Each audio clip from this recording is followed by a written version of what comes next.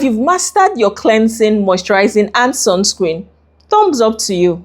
You're doing well. Now it's time to level up. In this video, I'll break down the next steps using toner, serums, exfoliating, retinoids. What are all these things? How do I incorporate them into my already existing skincare routine? How do I prevent skin irritation or any breakdown or compromise of my skin barrier? How do I actually know which one my skin needs? If you haven't watched part 1, I'm going to share the link in the description box below, and it's also up here. So it might be helpful for you to go and watch the part 1, then come back and watch this part 2, so that everything we're talking about in this video is clearer and easier to understand. Don't forget to like this video and subscribe, because I'm going to have a part 3 of this video where I talk about acne treatments, hyperpigmentation, and sensitive skin. Serums are skincare products that deliver a high concentration of actives to your skin. So think of them as skin problem solvers. Usually they come in form of liquids or gels. So for instance, we have the niacinamide serum, like the niacinamide from The Ordinary, or the Naturium niacinamide serum. These serums contain niacinamide, which actually helps with sebum control, oil regulation. It can help with hyperpigmentation, helps to calm down skin irritation. You also have hyaluronic acid serums. These are serums that help with hydration. Hyaluronic acid is a humectant, and what it does is that it pulls moisture and hydration into the skin, leaving your skin plump, soft, and bouncy. You have standalone hyaluronic acid products, and you also have products or serums that have hyaluronic acid as an additional ingredient to the main ingredient. You choose whichever one suits your skincare needs. You also have vitamin C serums as well. Vitamin C is an ingredient that helps with brightening of the skin. It's actually also purely an antioxidant. An antioxidant is something that helps to protect the skin from free radical formation. Free radicals is formed in your skin when you're exposed to the atmosphere, pollution, ultraviolet rays, and so on. And so when you have an antioxidant in your skincare routine, it actually helps to form some sort of protective shield from those things, from outside offending agents that form these free radicals in your skin and can lead to skin aging, pigmentation issues, and so on. When you want to add a serum to your skincare routine, just already think of applying your skincare products from lightest to the thickest. And so if you are not using a toner in your skincare routine, after cleansing, you want to use your serum before your moisturizer. That's how it works, because that way it enables the serum to be absorbed before you put your moisturizer, which usually contains occlusive. That means thicker agents that will form a film on the skin and will not allow easy penetration of any other product you put after it. Remember, cleanser, serum, then moisturizer. So 2. Exfoliants. An exfoliant is a product basically that helps to shed the outer layer of skin cells, the dead skin cells.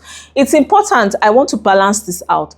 Dead skin cells on your skin have a function. They have a protective function. It's almost like the slates on the roof of a house. Those slates have a function that they're doing, and they are dry, they are hard, and so they serve a protective function in terms of barrier, in terms of preventing moisture loss from your skin. So it is not bad that you have dead skin cells, because by normal physiology of how the body works, the dead skin cells will shed off. They shed off eventually, because your skin kind of replenishes itself from the bottom up. And so as the newer cells are coming up, they push off the dead skin cells, and those ones shed off.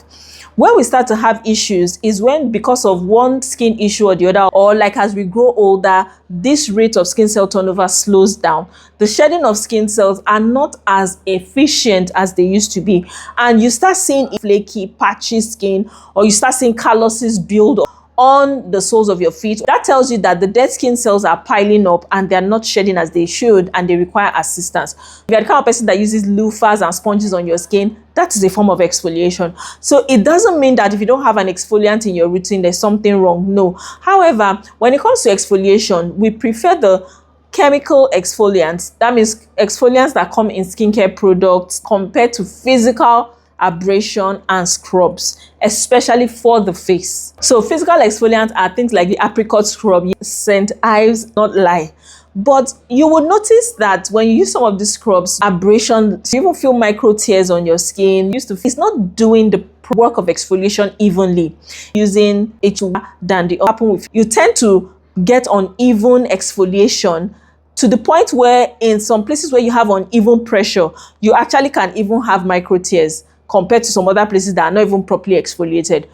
Versus when you use a chemical exfoliant, because it's liquid or it's in a mask or it's in a gel form, whatever form it exists, it goes over the skin surface evenly and is able to exert its effect with minimal skin trauma. If you are still starting out, it may be good to try out gentler exfoliating acids like the mandelic acids or even the polyhydroxy acids. Those ones are gentler. Someone that has dry skin, lactic acid in addition to exfoliation also help with hydrating the skin.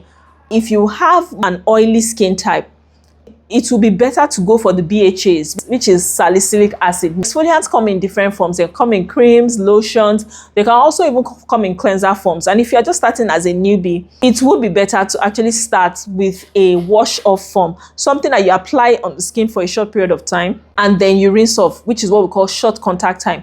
This reduces the chances of you having any skin irritation, gives you an opportunity for your skin to actually get used to the product before you start using leave-on products, so that you reduce the chances that your skin barrier will be compromised. With attention to, you want to make sure that you do not combine exfoliants and retinoids or vitamin C or any other irritating skincare active in the same routine. So what are skincare actives? Are those things that we look out for, especially when we've identified one issue or the other that we want to tackle with our skincare routine. Example of actives, I've talked about retinoids, I've talked about exfoliant, AHAs, BHAs previously.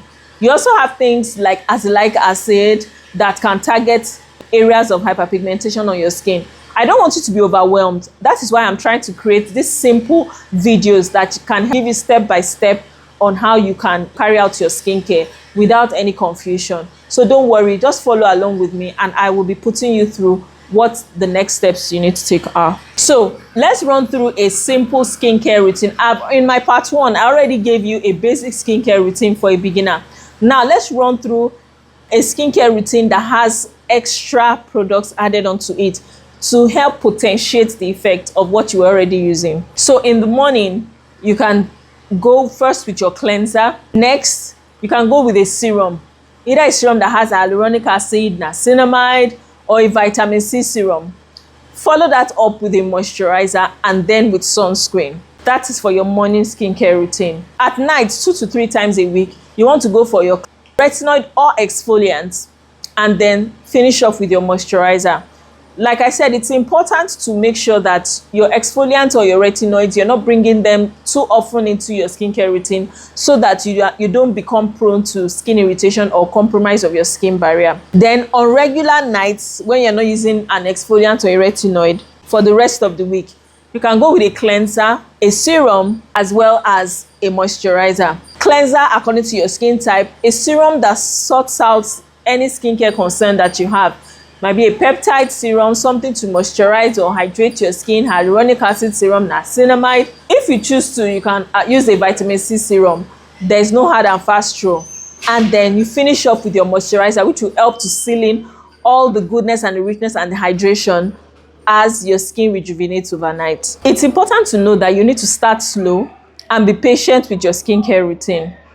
You know, I've had experiences of people tell me, oh, I use this, I use that, and then before you know it, there was a flare up. They weren't even sure really what exactly it was that caused their skincare problem in the first place. So that's why I always say start with the basics. Then when you're cool with that, add on the extras that will help to even further give you more benefit from your skincare. And that way, if you have any issues, you can scale back and then dial back to what you used to use and then remove whatever the offending thing is. But I can assure you that by the time you start adding on these extra things that are tailored to your skin type, you would see even further improvement in your skin, the appearance of your skin. Listen, your skincare routine does not have to be complicated, but intentional. Consistency is key. Even if you have 3 products in your routine and you are consistent with them, it beats someone that has 10 products and probably just uses them at random whenever they feel like. If this video has helped you, remember to tap subscribe.